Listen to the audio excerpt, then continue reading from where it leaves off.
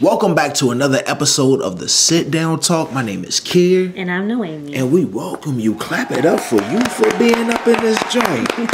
Dressed all like that. I don't know. You probably got on pajama pants. Yeah, you in a robe right now. Yeah, with your bonnet on. And I hope you're comfortable. If you're new here, welcome. Make sure you go back and watch all of our old videos. Get to know us a little bit. If you aren't, and you're these people that we like to refer to as the repeat offenders. Yeah. Bring that in. They didn't forget. Bring that Come on.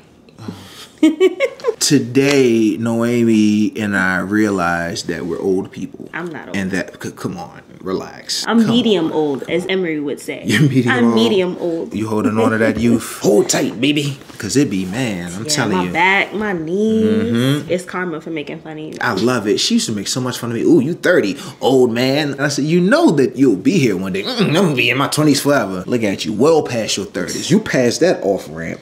Don't say well past. That's not well past. You're well past 30. I don't mind though. Today, we realized that we have been married for the shortest, longest time ever because it's been 3 years, so we won't be newlyweds anymore. I figured it out. This is the thing with the newlywed thing. Like, there's no regular meaning. It's like if we say, "Oh, we've been married for 3 years," all the old heads will be like, "Oh, that's it." And then all the people that just got married be like, "Oh, y'all seasoned, y'all in." It's how y'all feel. I don't feel like a newlywed. No, I don't feel like a newlywed. I feel like at anybody all. that's been in marriage through this pandemic, like multiply that by 3. Yeah, you get a However 2 times rate force multiplier for the pandemic because you were squished together. There was no way out, and a lot of relationships did not survive the pandemic at all because relationships need space. Yeah, man, we were 6 months into our marriage, less than when the pandemic hit. I think on one of the videos I was like, "We spent too much time together." And then we've spent more time together for the next 2 years after that. Just you wait. I'm not glad it happened. Hell nah. No. But I'm glad that we made it through. And before, I really had the mindset of, damn, why are we always together? We weren't, but in my head, I felt like we just spent way too much time together. Yeah. And then for the next 2 years, we lived, ate, breathed, and worked in the same house. Yeah, and now we own a business together. Now we own a business and we work together every day. But my mindset in that time had to change so much or else I would have gone crazy. And now, I don't feel like we spend too much time together. My brain renormalized it. Like we're always together, so that's just my baseline now. It's crazy that it took a pandemic to get there, but I love it because now when I got my time apart, it really feels like we got time apart. But we've been married for 3, damn, man. It don't do it feel like it to you? Yeah, but it started feeling like that recently. I feel like we're a real married couple since Hawaii. Like, damn, yeah, what you thought we was before? Just newlyweds. I feel like we were still figuring stuff out. For real? Yeah. Oh, yeah, man, I felt like we were still figuring it out. Different. Wow, it's almost never that way. It's always flipped. That's so wild to me because even when you just said newlywed is a time thing, first thing I thought is nah, because if you got kids, it's different. Yeah. If one of y'all is taking in a sick parent, it's different. I think the bond between y'all isn't really contingent on time. It's more like time and circumstances. Yeah. Because certain things, just like certain things in life can grow you up faster than you probably would like to or that you probably should. I think things mature your marriage faster because you got to collaborate despite of how you all feel about each other. And I also think the term newlywed implies like traditional understanding of marriage. Like if you did it the right way. Like if you courted, we had Emery before we got married. We were living with each other for a minute. There's still some people who... We bought a house together before we got married. Yeah, buying a house together was scarier to me than marrying one another. Well, I was saying going back to the term newlywed. Yeah. Like if you did it that way, then you have a lot more to learn about your partner as far as living with them, as far as making big decisions with them, as far as like going through big things with them. But with us, like we had bought a house, had a kid, lived with each other. We had been through a lot together before we got married. So that probably sped up a lot of the process versus if we didn't go through any of that. What if we had Emery a year after we got married? It's so tough to say because it's a sliding scale. It's like one of those things where if you go back to the future and you change one thing, like you move your cell phone to the left, it affects a whole bunch of stuff that ended up being a different president and the sky's a different color because history just got changed. I feel like if we had Emery after we got married, I think we'd be a different couple. I think we moved different. I think we had the same bond, but a lot of the hardest stuff that we went through, you read the emails? It was right there. I couldn't help. It's our team about the sit down video. We're good to post next week. Clap it up for the vlog being on the vlog. Right? The thing that I really want to know the most, like, where are you? Let's do an update, a 3-year update. Where you at right now? What lessons have you learned? Yeah. What aha moments have you taken away? If we could have 3 between the two of us, you do 3, I do 3. Before I get to my 3, I have a question. Because when I was saying I feel we're seasoned now, like I got out of the newlywed kind of stage and I feel like we stopped having to figure such big things out recently. And you said that you felt the opposite. And I was just like, that's kind of funny because I feel like I'm usually there first and then you're playing catch up. Now it's flipped. Yeah. Now it feels like you were there first and I'm playing catch up. And I just want to know, like, what got you there? When we said, hey, perhaps we should have a second baby, and then we planned one, and then we had one. I don't think I'm a planned child. I don't know a lot of planned children. I'm a planned child. You're a planned child? Yeah. In the comments below, if you know, let us know. Are you a planned child or are you a surprise? And is it taboo to let your child know that? And the reason why I ask is because we would talk about Emery and we'd say it was an unplanned pregnancy. And I remember, like, this was early on. People were going ham in the comments, like, oh, don't say that, blah, blah, blah. I'm like, I don't see what's wrong with that, but maybe I'm not seeing it. Maybe it is something that kids feel some type of way about. Like, I don't feel like prouder because I'm a planned child. If anything, I think it's disgusting. And my mom reminds me of the story every year for my birthday. And I'm just like, I don't need to know what y'all was doing. Like, thank you, I'm alive, but I'm good with that alone. Very graphic. If I have to deal with this, so do you, son. I'm good on that flashback.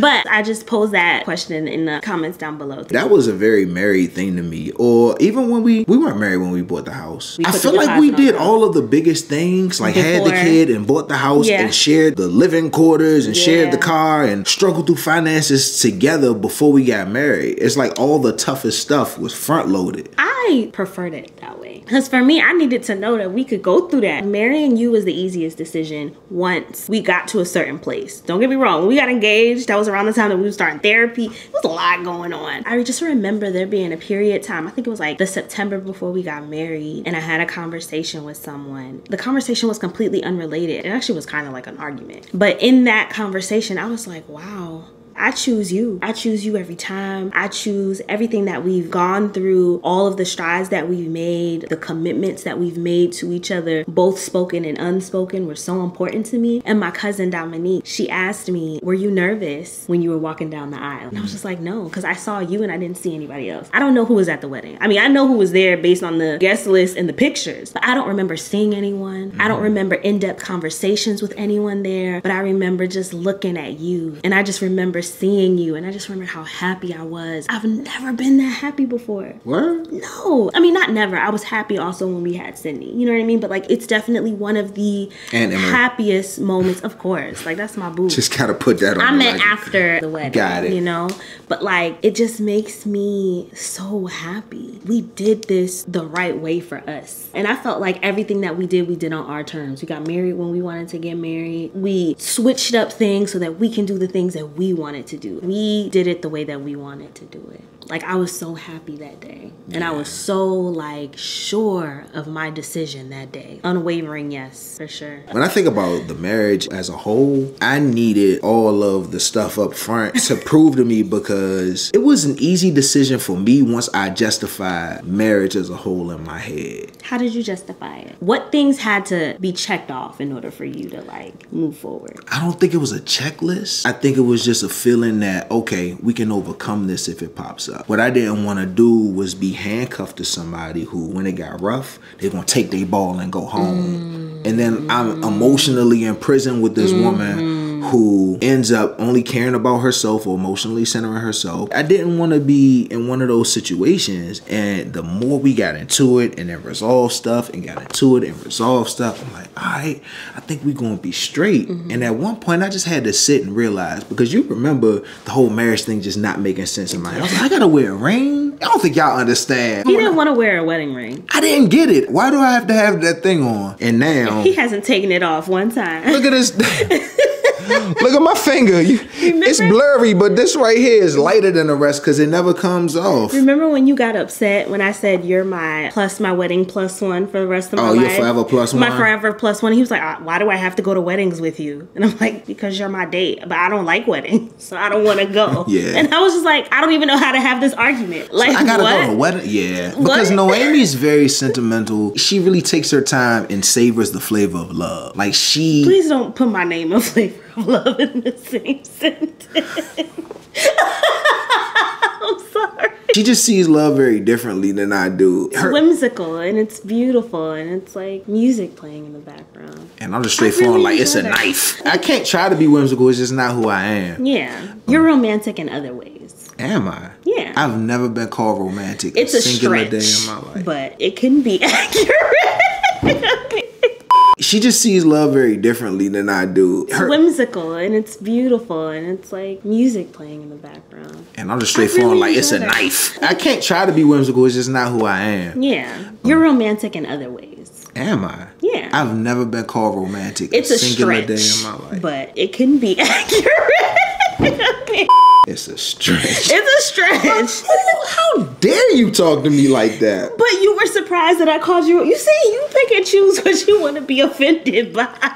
You were about to say you've never been called romantic in your life. You are romantic in your own ways. You're romantic in your thoughtfulness. Like, I don't feel like you took the decision to be married lightly. No. I don't think you take the decision to be a father lightly. I don't think you take the decision to now being a provider. And if you've seen our sit-down talks, at some point we talked about finances and things like that. This role that you play, I think if 25-year-old Kier saw you for like a 10-minute snippet of your day, you would jump off of a building. The highest building ever created. But if you spent a day with the Kier today, you would get it. I think so. Like, you know what I mean? Like, I just think it deserves That's more really than a profound. snapshot. Yeah. You know, so I think you and who you've become and the way that you prioritize things in your life that you never even thought were important before, the amount of change that you had to do is more attractive to me than anything. Because it was genuine, it was honest, it was intentional. It wasn't like you're forced to do these things and you're dragging your feet the whole time and now you're here and you're like, oh, it's not that bad. You're like, no, I want to be better. I want to do this and I'm going to do what I have to do. To me, that's taking romantic. The whimsical element out of it for me, because it's like, all right, if I'm making a decision to be with these people and be with these people, then I got to give it my all. I didn't want to half-ass my relationship with none of y'all. Yeah, and you didn't.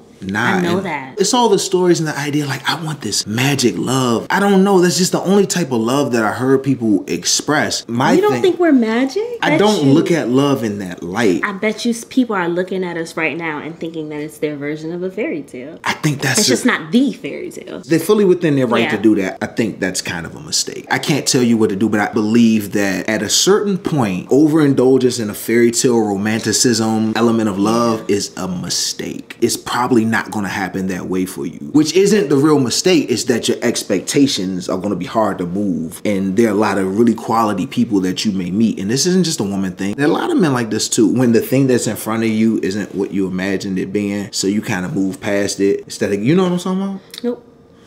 I do. I just wanted to be funny. I just wanted to be funny. I was about to listen. I'm going down a rabbit hole, but everything made sense. And when you lose people who are a part of your family and lose people that you love, and I'm finally stepping into this realization about myself, your brain, to protect you, convinces you that you don't need people. I go back and look at the sit down talk sometimes, and I talk a lot about not wanting to be married. And it kind of bothers me listening to myself say it now, because I can see how somebody can pick that up and be like, damn, they dragged him into this. Like, nah, we got married because I proposed. You know what I'm saying? I initiated that thing. I've never had a regret about it once. But when you convince yourself you don't need people, you don't know your mind's done that for you. You don't know that's some protective brain mechanism, this hyper-independence. Hyper-independence is a side effect of abandonment. When people get abandoned, they become hyper-independent. To let y'all in, that was harder for me. The marriage thing, it's a structural thing. We can do this. We've proved that we could do this before we even got married. I think it'd be a mistake if we haven't proved that and I believed in the fairy tale,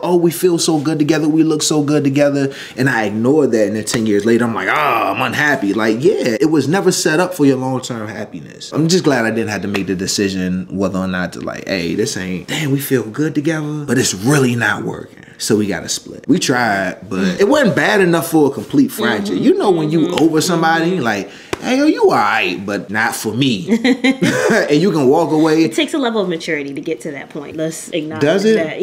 Yeah. All right, this is space where I don't. Let me make a distinction really quick. I think that your idea of fairy tale is one-sided. Your idea of fairy tale is void of making cognitive and rational decisions. Absolutely. Because even what you said right now, I think it's a fairy tale. I just said that everything that you feel, put some violin music in the back of it, that is fairy tale. A fairy tale doesn't mean you're walking into this thing with just your heart. A fairy tale could also be like, my heart and my head are aligned for the first time, and that's why I have butterflies in my stomach. I have butterflies in my stomach because like we've overcome some type of obstacle in our relationship. That feels like fairy tale to me. The fairy tale isn't in the expectation. The fairy tale is in the solution and like what I get in response to the work that I put in. That is so beautiful. Really? The 3 biggest liars in the universe. You ready for them? Okay. The devil, Littlefinger from Game of Thrones, and your heart. Your heart's an idiot. Don't listen now. Your heart's not an idiot. Your heart just needs more people. Your heart can't make decisions by itself. The heart needs to consult with other people. The brain walks in like, yeah, I just checked this guy. It's 42 violations. Heart, what you want to do? Marry him. Like, no, the heart can't make decisions. The heart just got to be in the room. The heart just got to be at the table. Not the head of the table. But you can't make decisions without the heart. You just shouldn't be led by your heart alone. Specifically when we talk about this love and relationship dynamic right here. Okay. Because I can agree to that. Into like marriage for convenience and marriage for strategy. Like your heart got to be in the room. That's you know what I mean? I accept that. I just think you really want to punch this fairy tale thing in the face, so the word alone triggers you. You be like, nah. Like the Instagram joint, every person deserves a fairy tale marriage, and I be looking at married people. I'm like, bro, can we talk to them, please? Like it don't work that. The word that's misconstrued is fairy tale. Yeah, fairy tale is based on the premise of all good, all magical, all good feeling, but absolutely no substance. Right. So when Kier's saying fairy tale, that's what he means. And when I say fairy tale, for me, it's like that plus the work. And I think your version of the fairy tale, your version when you explain it that way. Yeah, I'm a girl who grew up on Disney, so I can't completely take the Disney part away, but I can look at it and say, you know what? This was the ideal, this was the prototype, this was the model, but then I can take pieces away from that and apply them to like real life. And that makes me really happy, and that makes me feel like I have the fairy tale. What also probably moves me away from the idea of fairy tale is that when I tell people, they're like, oh my God, tell us the story of how you and Noémie met. And then when I say it, they be like, yeah, how do you know that she was the magical angel from heaven that floated down and descended upon your heart with an glorious magnitude? And I'm like, we work well together. I saw this. Oh yeah, I can do this. And they're like, oh, it's not as big and beautiful and fluffy and cloud-like as we expected. But it works. It works. So if I'm not the angel that came down from heaven, if you could do a different metaphor, be careful. If you can say, be careful. Now, I thought like, I don't know. I just thought you would say an animal and I'd be stuck on the animal. Damn, who do you think I am? I just saw animals. And Nah. I would say that you are a really good mix between a co-pilot, a best friend, a side joint. Ooh, I like that. Should we add context? Because some people gonna be like, oh my God, married people talking about side joints. Like, hey, relax. It's a thing for people. But when people usually do things that they're not supposed to do, it's about excitement. It's about the excitement of a new person. And just the dynamic between us, I still get excited sometimes. Like to go out, if you tell me, hey baby, going out at 9, we got the babysitter and all that. Remember we got this date Friday? I'm like, oh yeah, it gives me something to look forward to. Like you're all those things. We could have the deep conversation. We could have a shallow, gossipy conversation. We could talk about politics, religion, socioeconomics. It just moves. And that to me is what's so important. Because outside of all of this building stuff, I got to be able to bounce with you. And you going to change, I'm going to change. But as long as we can still bounce with each other, that's the juice to me. So before we started this talk and we thinking about what we wanted to talk about, we were thinking about like points in our marriage marriage where we really felt like we had it together. And what prompted this conversation was, I feel like we leveled up tremendously in a sense that I feel like we're in a different category in my mind after Hawaii. After Hawaii, I'm like, whoa, I'm looking at this whole relationship, marriage, super differently. Yeah. I'm just looking at everything so differently, and like things just felt so clear. Clarity is like my word for Q4 right now. When you say things, what do you mean? Like the way that we communicated with each other. There were a lot of feelings that stemmed from pre-marriage that weren't problems, but they weren't gone yet. You know what I mean? And I feel like it took some of like the really deep conversations that we had in September for me to like let certain things go, for me to be able to see you fully who you are now versus who you were then. You were no longer in a transitional period. You were somebody different. Like I've arrived. Yeah, like you arrived. And maybe you had been there for a long time, but it was clear to me. Wow. What if there are people inside of their relationships who are with a partner who's changed significantly within a certain amount of years' time, but that person's unable to see it that way? That's a tough space to be in. Yeah, I feel bad for both parties. Yeah, me too. Because you can't see how this person is changing on the other end. This person is like, look at everything I've done differently, and you still can't see me past that. And perhaps they got a lot of great bounce between them, but that's hard to resolve. If you don't see it, it's not your reality, whether it exists or not. Let me offer you some things that I noticed. Offer you me or offer you listening? The people listening, because I was that person where I felt like you changed a lot. I was stuck in, if I do this, I'm gonna get that Kier. I was moving in a space where I was responding to that person versus who you are now. Like I was afraid to bring things up because when I did 5 years ago, it created this reaction. I didn't want that reaction, or I didn't feel vulnerable enough to say something because you know what I mean? Whatever. And I think that for me, it took trust. It took me eating my words, a ton of vulnerability. Vulnerability was probably the number one thing. It took a lot of vulnerability. In a couple of videos back, this was probably years ago, I was just like, love is really giving somebody the opportunity to destroy you, but trusting that they won't. I've said that was my definition of love since I was 16 years old. Don't know where it came from. If y'all know, I thought I made it up, but I feel like I didn't. But I've always believed that to be love. And I feel like I said I gave you the opportunity to destroy me. And that is an analogy for vulnerability. And I thought I was being vulnerable. And I was being really vulnerable. But I wasn't being 100% vulnerable. I'm in a place where I'm 1,000% vulnerable with you. And it's not just when I'm upset. You know what? You recently became that way. That's what I'm saying. September. Like, that's when I've been conscious of it. And that's when I've pushed myself and recognized like, oh, you know what? I don't know why I'm getting defensive about this, or like I'm in my feelings about something else, my bad for snapping on you, or like I feel really insecure about this one thing, can I talk to you about it? I've never felt that comfortable to say those things. What got you from where you were before in a moment, I'm not gonna say defensiveness, but lack of full vulnerability, what got you from there to here? I think that I was on my road there for a very long time,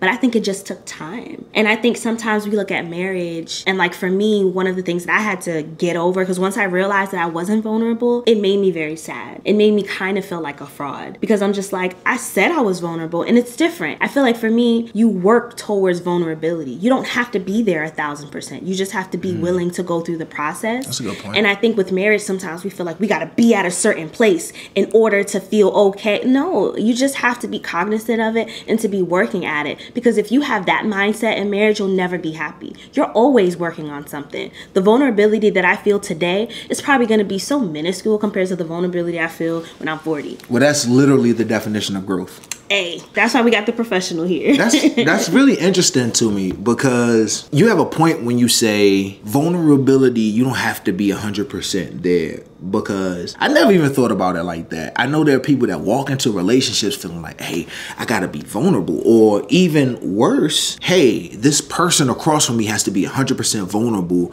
in order for me to be okay. But vulnerability is more than just about time and about the way you feel. It's about what the other person shows you. True. Because vulnerability is a two-way street. On one end, it's what you provide. So what you take from here and put in the middle, even though I just called the heart a liar. But even though the things you take from right here and you put in the middle, and on the other part, it's the things that the person doesn't say and that they allow safe space for, and then they put that safe space in the middle. And that's how vulnerability lives. It's not a one-person job. So I think on the other end, I've been doing a lot of work to make sure that you feel comfortable speaking your mind. That even means checking myself. You say stuff sometimes and I just be looking at you like, dog, like what the are you talking about? Like me? Like you think I would do that to you? But that's not helpful. That's not helpful in a moment when you're hurting. I actually learned that from therapy when the counselor was like, hey, like she's just hurting right now. When someone's hurting, the thing that they need for you to do is listen. It's hard to listen because you also feel offended.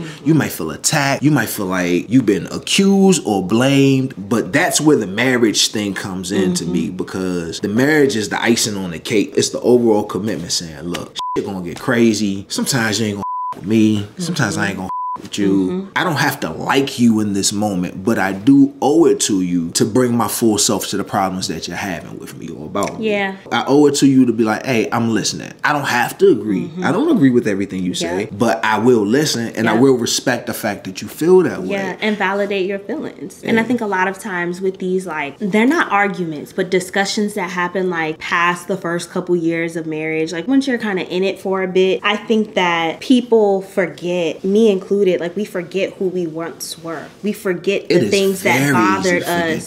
So like I think on both ends there are times where we get reactions out of each other that we're surprised about or even questioning about, not realizing that there are roots and to those reasons why we think that way. Like, yes, we've changed, we've matured, but like it doesn't negate the fact that things have happened and that we're getting over them. We're trying to figure out ways how to put words to some of the things that we feel. And then we're also trying to put ourselves in a situation where it's just like, that's then and this is now. Like that was then. Yes, you're validated. Yes, that happened then, but that's not what's happening now. And I think that's the self-work that comes into marriage that we don't always talk about. We talk about each other. We talk about how we communicate with each other, but like, how are you putting words to your feelings? How are you putting words? Like even with vulnerability, like I kind of disagree. I agree that vulnerability is highly tied to the way that the other person responds, but we can't be so focused on the other person's response. And I think that's what I did. I was so focused on your response that I didn't always say things the way that I felt them originally. I didn't feel comfortable saying exactly how I felt. I still felt like I had to sandwich,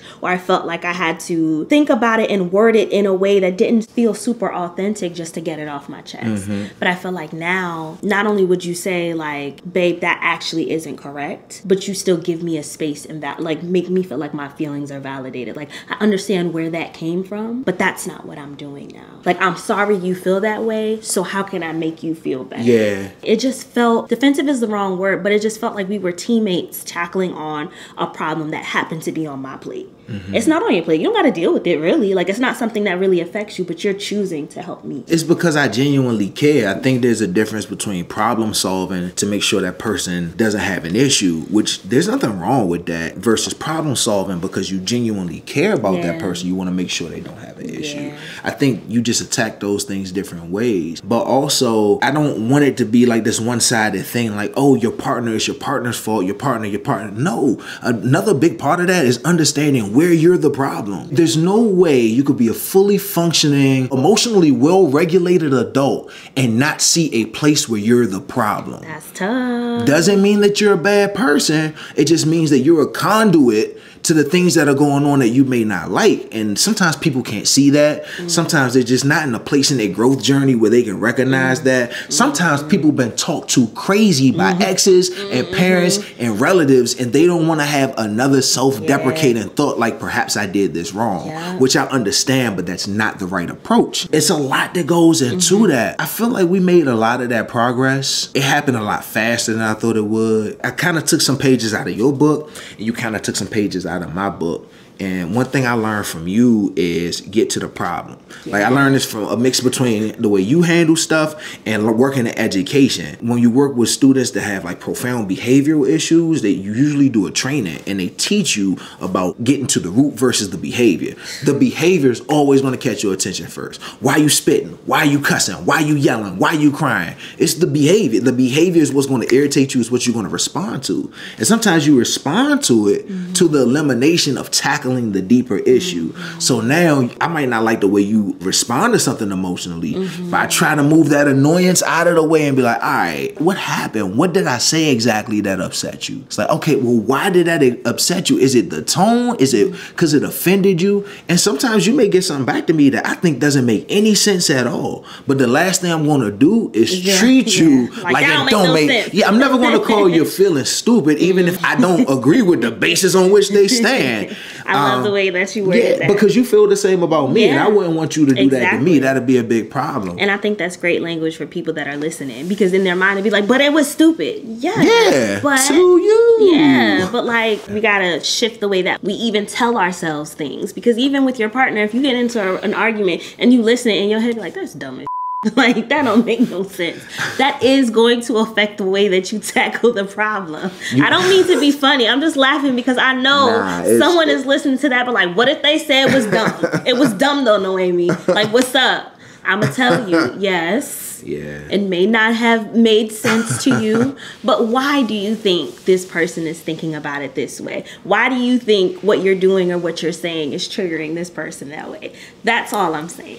Yeah, and it's also incumbent on you, if you're the person expressing that, to understand where you are. If you have a lot of grievances, it's not that they all aren't valued or they all aren't legitimate. It's just when there's a lot of something, it's hard to tell what the priority is for some people. So in the course of a week, if you complain about 1,000 things, I don't know whether you just like joking. I don't know whether these things are really bothering you. I don't know whether that's just your swag. Yeah, like, are you just in a bad mood? Maybe you just on a complaint plane. Yeah. But if you complain about something once every 2 months, when you do that, a person's going to listen probably a little bit more attentively. Now, I'm not saying that you shouldn't voice your concerns or displeasures. I'm just saying that the response you get is not just about what you need. It's about what you give that other person to respond to. That's the hardest thing to remember when you in any type of conflict. You can't talk to people any kind of way. The thing that gets it off your chest and the thing that gets the message across aren't often the same thing. They're usually two different messages. Yeah, I was about to say, I'm so glad you said that,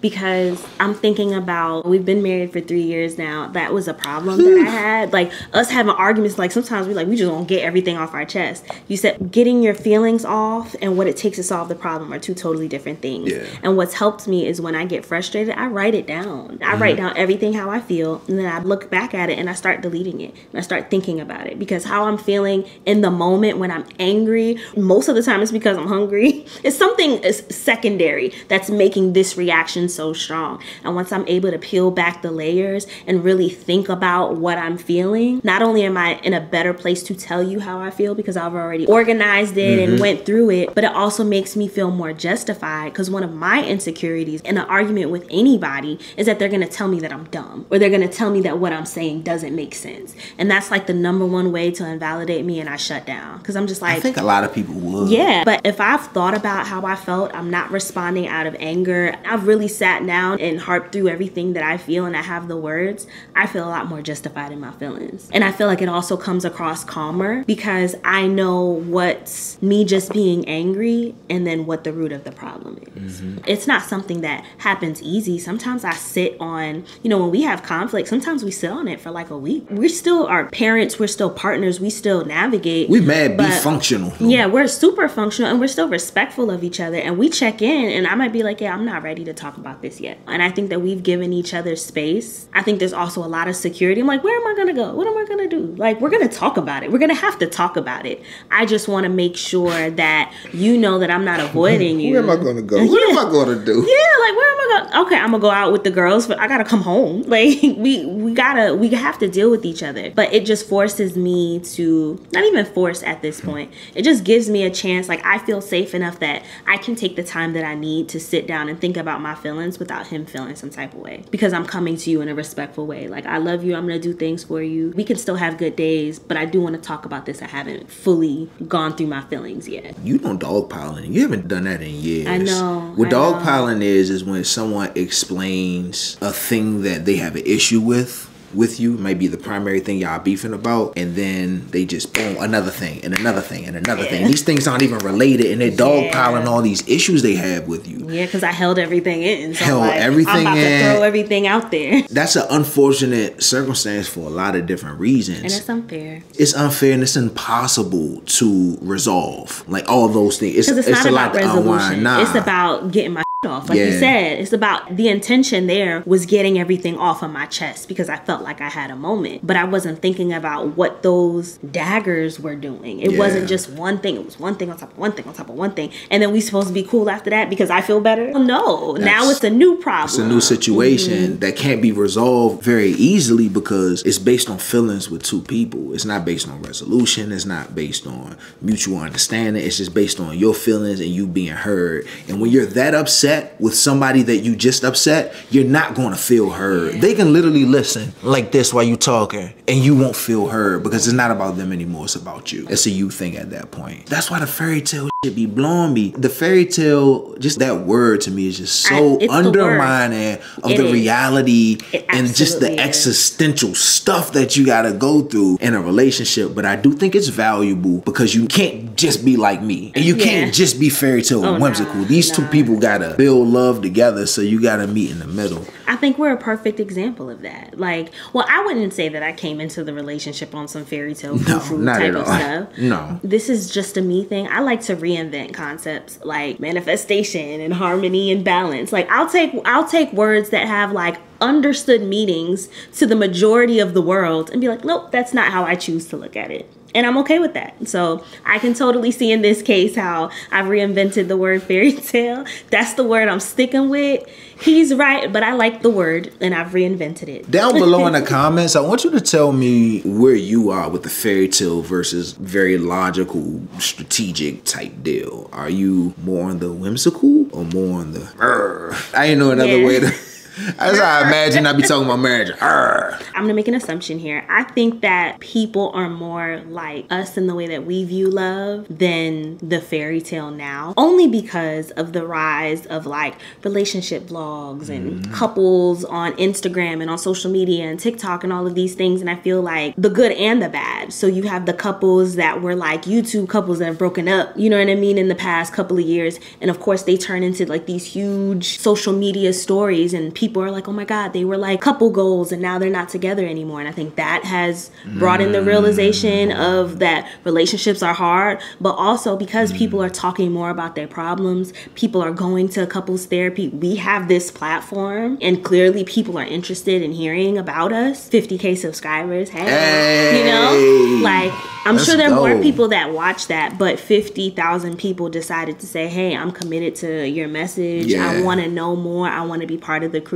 I think that that is a representation of how things and the way that people view relationships have changed. Yeah. I think it's more like this than it's ever been. Maybe not substantial, but I think it's substantial. Yeah. We just view privacy different. Try talking to your grandma about Twitter. And hey, baby, why you telling all your business to them strangers? Yeah, that's true. You know, they had a different idea of privacy because the world was a lot smaller. Yeah. I can literally cut my phone on and find out what people in Bangladesh are doing right now. But tribes are different. Their tribe were the people that they lived with. They were closer to their neighbors. Like, the idea of community is different. So I feel like they was probably telling their friends what was happening the same way that we tell you guys. Well, also at the same time, your family name was a lot bigger back then. We're big on individuality. Yeah, so totally different. Yeah, you don't mind. I know, I don't care if I'm embarrassing my mom by telling my marriage story. I know my dad doesn't like some of the things that we talk about on the vlog. It's just different, but this has been the longest rabbit hole of all time.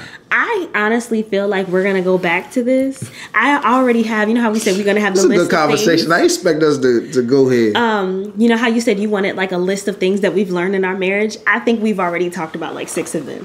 We just gotta go back and write them down, write what we said. But I think you listening to this, from our end, we think that we didn't do anything. We just talking to each other in front of a camera. Like. But I think the listener, because I'm thinking about things that we said, I think the listener is able to get nuggets from what we said. I love y'all. For real. Because honestly, we be up here and we just talk. Like, we talk to each other. We talk about our lives. We talk about our relationships. And then we get the feedback and you're like, Noémie said a gem here when she said boot to boot to boot. I was like, what? I did say that. You make it seem like the takeaways that you guys get really inspire me because I just be talking. Like, and I feel like we just talk.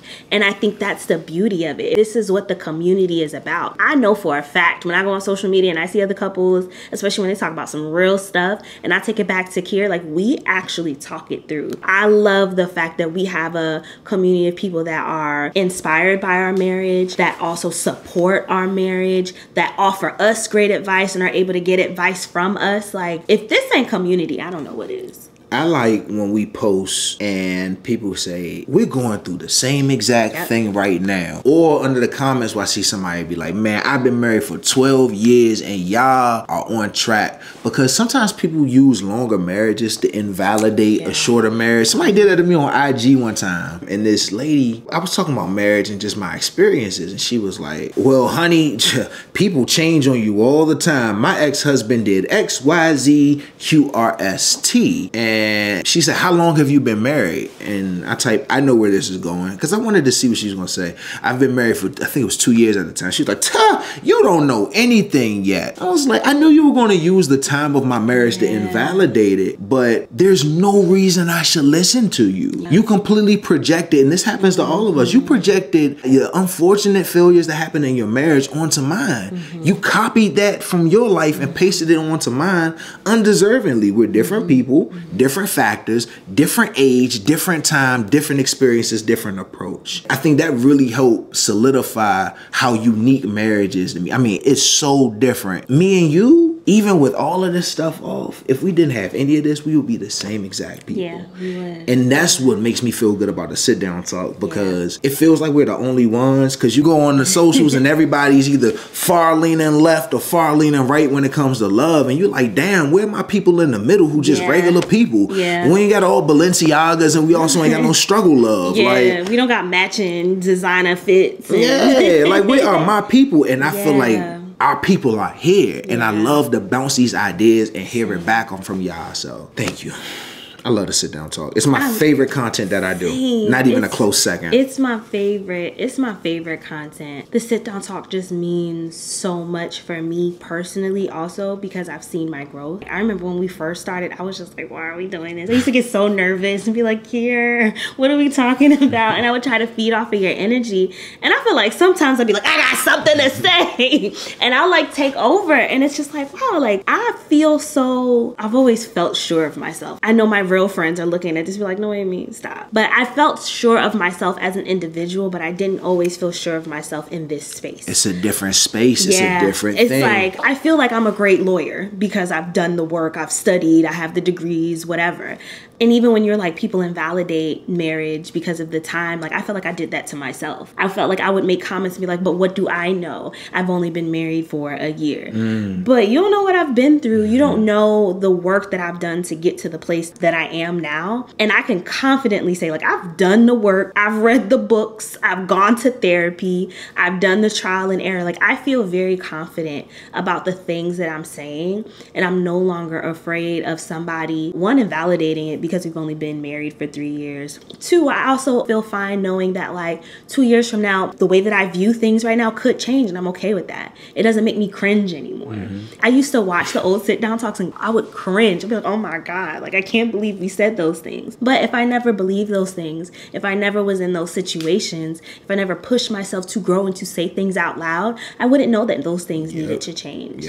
So I'm like, I don't really care. It's not a cringy thing. It's just like, I look at my growth. I have evidence of my growth. And that's why I feel like I'm justified in what I'm saying. It's like, look at where I was and look at where I am. How do you think I got here? That's a good point. And just to that invalidation piece, somewhere there's a couple who's been together for 2 weeks, looking at a couple that's been together for 2 years, like, oh my God, how did y'all do it?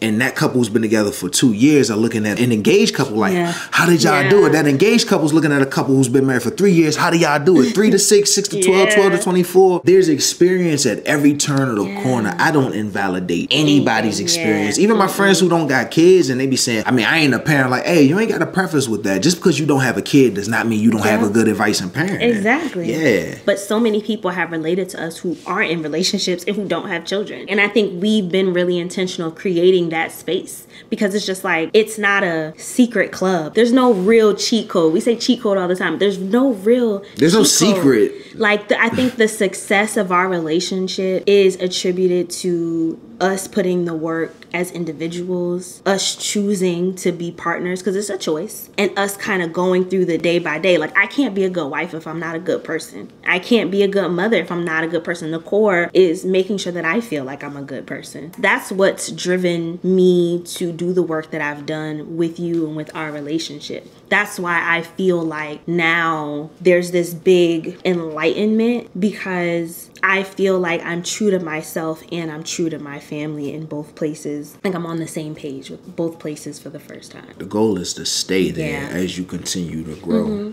And same, I feel like I'm in sync. I feel like I got fatherhood down for the first time. It's exhausting, yeah, but I love my daughters. I love waking up next to their little cute brown faces. I love how they're growing and all these things are changing with them. I love making jokes with my wife. Like, look at her. Look at her and her stupid baby face. And she just in there. Face. You know how babies make the face. They don't know what's going on. Or we all go out to the mall as a family. It's just, this is my hub now. And I think my brain is allowing me to accept that goodness, because you reject it because you're afraid that it's going to disappear. But rejecting it, like, that's not going to make the hurt better if it does disappear. So what are you doing? I'm really in love with this space. I love being married to you. I don't think I can marry anybody else. I don't think you can either. Sometimes we be going through stuff. I be like, babe, I'm so glad it's me and you. She be like, me too. I couldn't do this with nobody else, man. Yeah, I couldn't. I'd rather be here than not. Me too. I'd rather be here than not. I love it here right now. Year 3, for the first time, I can say, like, the year's been tough life-wise, but I don't feel like it's tough like me and you-wise. Life been kicking our ass. It's just always something. And, like, sometimes we back-to-back fighting. Sometimes we fighting together. Sometimes you over there and I'm over there. But I don't feel like it's me against you. I might say, as long as we ain't fighting each other. Yeah, we're not fighting each other. You know what I mean? Like, and even when we do have conflict, when we really get to the bottom of it, it's not a me and you thing. It's like life. It's always life. It's life kicking my ass and me taking that on you. We need to fight life together. I want to do 3 things that I learned 3 years being married. Can I do that? We good? All right. So number 1 is to come in flat and let you guide the conversation when you have an issue. Whenever you used to have an issue, I used to try to come in with solutions.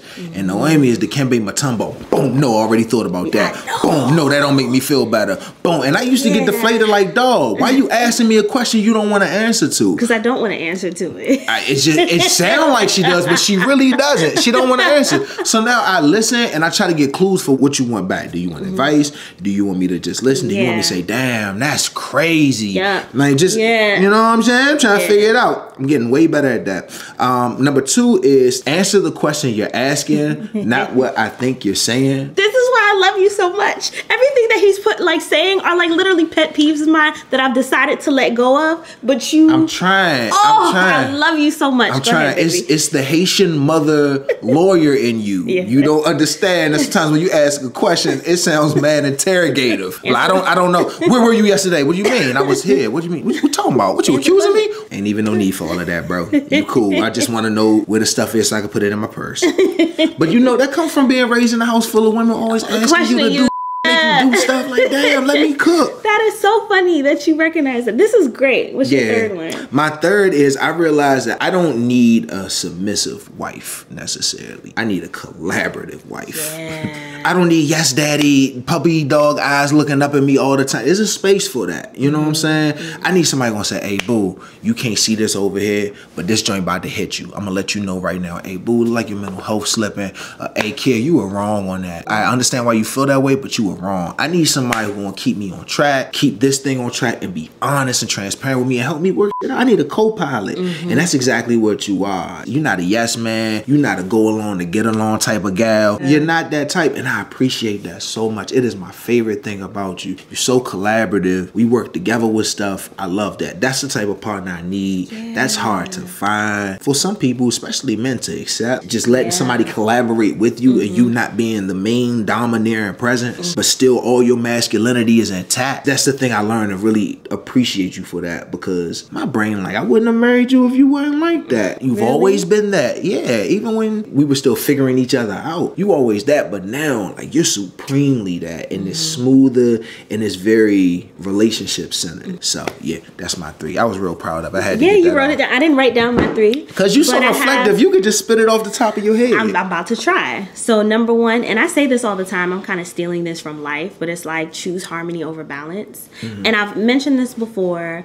and I feel like with balance, it's like out of 100%. Everything has to equate 100%. You have to do the kids, you have to do the family, you have to do your husband, you have to do your work, whatever. I worked off of that mindset even in our marriage. Like, remember how we would say like the 80-20 rule, which I still agree with, but sometimes all we got together collectively is 60%. I gotta find a way to be okay with that. Harmony over balance in our relationship. And I think it's just like, well, if he does this, then I'll do that. Or he went to go pick up the kids, so I'm going to cook dinner. It was just very transactional in my mind. I was keeping track of numbers, and I had to let that go. Harmony is just like, if I need 3 days in a row where I need me time, then I need 3 days in a row where I need me time. It doesn't negate, because I was that person that was really afraid to ask for. I'm still low-key afraid. Yeah, I gotta push you for me time. That massage but the I'm other better. week. I'm better now, and I already got the next one booked. Got the next one booked. But it's just, I had to stop making these interactions and or responsibilities transactions in my mind. It kind of is what it is. This is what I need today. Next week I might need none of that. The week after that I might need 5 days of it.